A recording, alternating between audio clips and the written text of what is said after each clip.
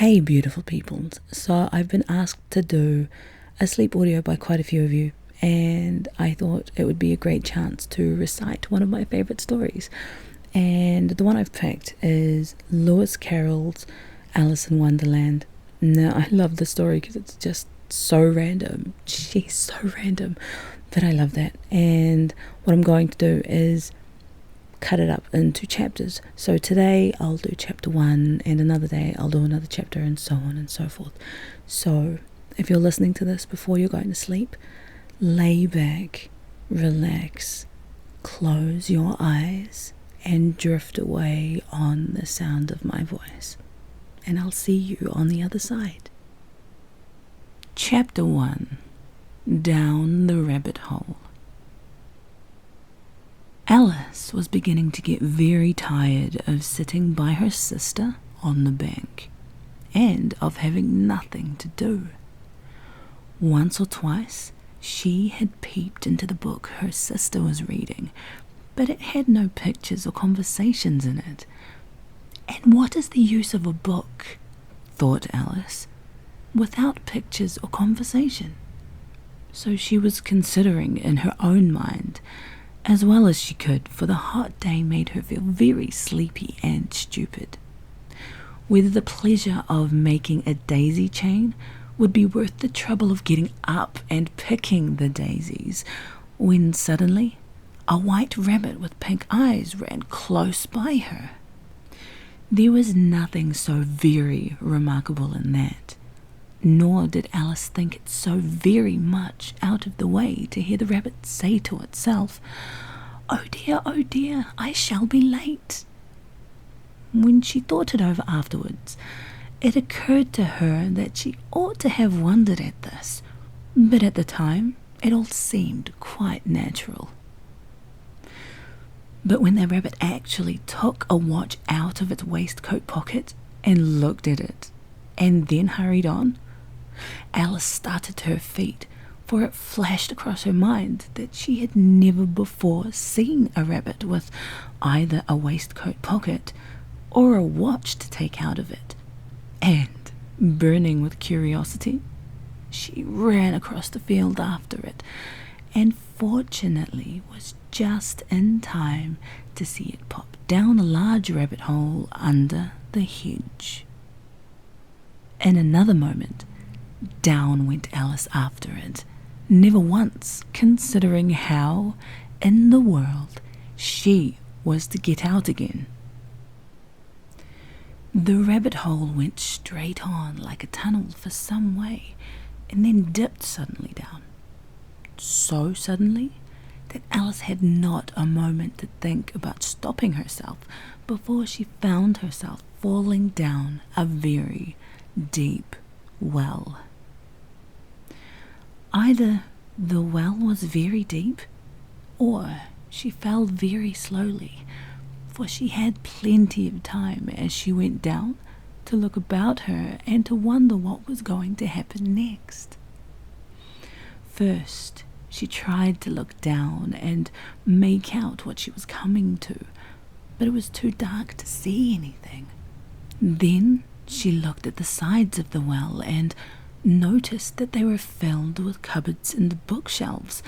Here and there she saw maps and pictures hung upon pegs. She took down a jar from one of the shelves as she passed. It was labelled orange marmalade, but to her great disappointment, it was empty. She did not like to drop the jar for fear of killing somebody, so managed to put it into one of the cupboards as she fell past it. Well, thought Alice to herself, after such a fall as this, I shall think nothing of tumbling downstairs. How brave they'll all think me at home. Why, I wouldn't say anything about it, even if I fell off the top of the house. Which was very likely true. Down, down, down. Would the fall never come to an end? I wonder how many miles I've fallen by this time, she said aloud. I must be getting somewhere near the centre of the earth, Let me see. That would be 4,000 miles down, I think. For you see, Alice had learnt several things of this sort in her lessons in the schoolroom, and though this was not a very good opportunity for showing off her knowledge, as there was no one to listen to her, still, it was good practice to say it over. Yes, that's about the right distance. But then, I wonder what latitude or longitude I've got to. Alice had no idea what latitude was, or longitude either, but thought they were nice, grand words to say. Presently, she began again. I wonder if I shall fall right through the earth. How funny it'll seem to come out among the people that walk with their heads downward. The antipathies, I think. She was rather glad there was no one listening this time, as it didn't sound at all the right word. But I shall have to ask them what the name of the country is. You know.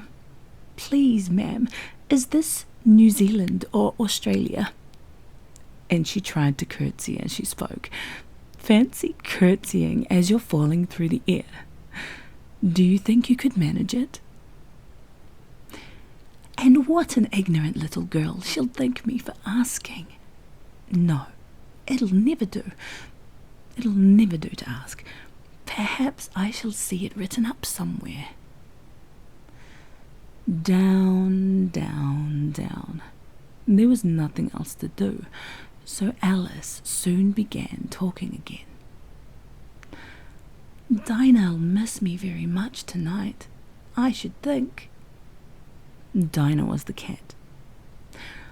I hope they'll remember her saucer of milk at tea time. Dinah, my dear, I wish you were down here with me.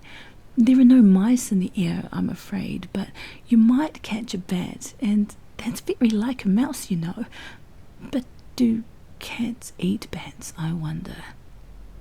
And here Alice began to get rather sleepy, and went on saying to herself in a dreamy sort of way, Do cats eat bats? Do cats eat bats? And sometimes, do bats eat cats? For, you see, as she couldn't answer either question, it didn't much matter which way she put it. She felt that she was dozing off, and had just begun to dream that she was walking hand in hand with Dinah, and saying to her very earnestly, Now, Dinah, tell me the truth. Did you ever eat a bat? When suddenly, thump, thump, down she came upon a heap of sticks and dry leaves, and the fall was over. Alice was not a bit hurt, and she jumped up onto her feet in a moment. She looked up, but it was all dark overhead. Before her was another long passage, and the white rabbit was still in sight, hurrying down it. There was not a moment to be lost. Away went Alice like the wind, and was just in time to hear it say as it turned a corner, Oh, my ears and whiskers, how late it's getting. She was close behind it when she turned the corner, but the rabbit was no longer to be seen. She found herself in a long, low hall, which was lit up by a row of lamps hanging from the roof. There were doors all around the hall, but they were all locked. And when Alice had been all the way down one side and up the other, trying every door, she walked sadly down the middle, wondering how she was ever to get out again. Suddenly, she came upon a little three-legged table, all made of solid glass. There was nothing on it except a tiny golden key, and Alice's first thought was that it might belong to one of the doors of the hall. But, alas, either the locks were too large or the key was too small. but at any rate it would not open any of them. However, on the second time around, she came upon a low curtain she'd not noticed before, and behind it was a little door about 15 inches high. She tried the little golden key in the lock, and to her great delight it fitted. Alice opened the door and found that it led into a small passage, not much larger than a rat hole. She knelt down and looked along the passage into the loveliest garden you ever saw. How she longed to get out of that dark hall and wander about among those beds of bright flowers and those cool fountains, but she could not even get her head through the doorway. And even if my head would go through, thought poor Alice, it would be of very little use without my shoulders. Oh, how I wish I could shut up like a telescope. I think I could, if I only know how to begin. For you see, so many out-of-the-way things had happened lately that Alice had begun to think that very few things indeed were really impossible. There seemed to be no use in waiting by the little door, so she went back to the table, half hoping she might find another key on it, or at any rate a book of rules for shutting people up like telescopes. This time she found a little bottle on it, which certainly was not here before, said Alice.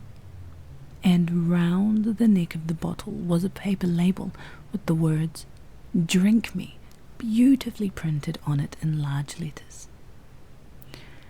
It was all very well to say "drink me," but the wise little Alice was not going to do that in a hurry.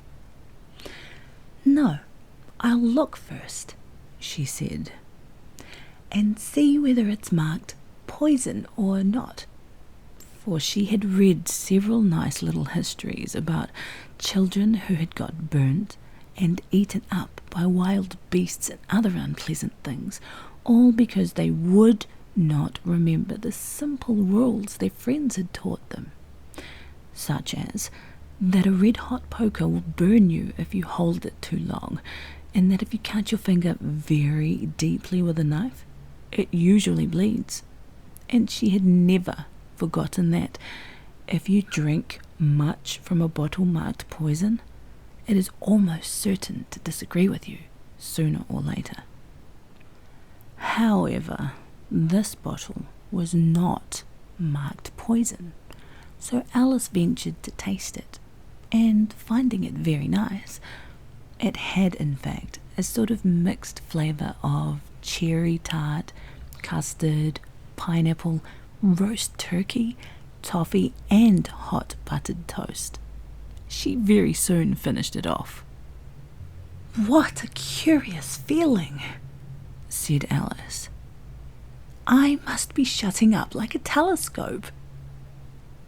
And so it was indeed. She was now only 10 inches high, and her face brightened up at the thought that she was now the right size for going through the little door into that lovely garden. First, however, she waited for a few minutes to see if she was going to shrink any further. She felt a little nervous about this, for it might end, you know, said Alice to herself, in my going out altogether, like a candle. I wonder what I should be like then. And she tried to fancy what the flame of a candle is like after the candle is blown out, for she could not remember ever having seen such a thing. After a while, finding that nothing more happened, she decided on going into the garden at once. But, alas for poor Alice, when she got to the door, she found she'd forgotten the little golden key, and when she went back to the table for it, she found she could not possibly reach it.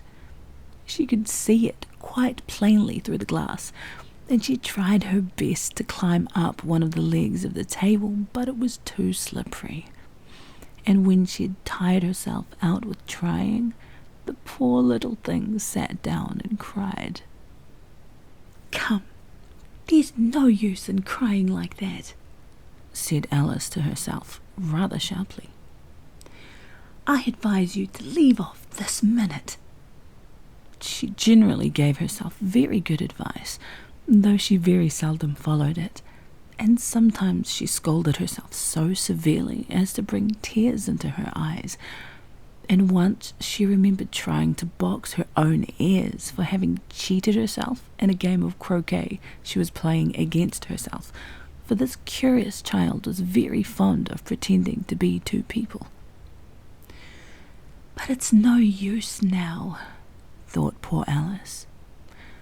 "To pretend to be two people? Why, there's hardly enough of me left to make one respectable person." Soon her eye fell on a little glass box that was lying under the table. She opened it and found in it a very small cake, on which the words "Eat me" were beautifully marked in currants. "Well, I'll eat it," said Alice, "and if it makes me grow larger, I can reach the key. And if it makes me grow smaller, I can creep under the door. So either way, I'll get into the garden, and I don't care which happens." She ate a little bit and said anxiously to herself, "Which way, which way?" holding her hand on the top of her head to feel which way it was growing, and she was quite surprised to find that she remained the same size. To be sure, this generally happens when one eats cake, but Alice had got so much into the way of expecting nothing but out-of-the-way things to happen that it seemed quite dull and stupid for life to go on in the common way. So she set to work, and very soon finished off the cake.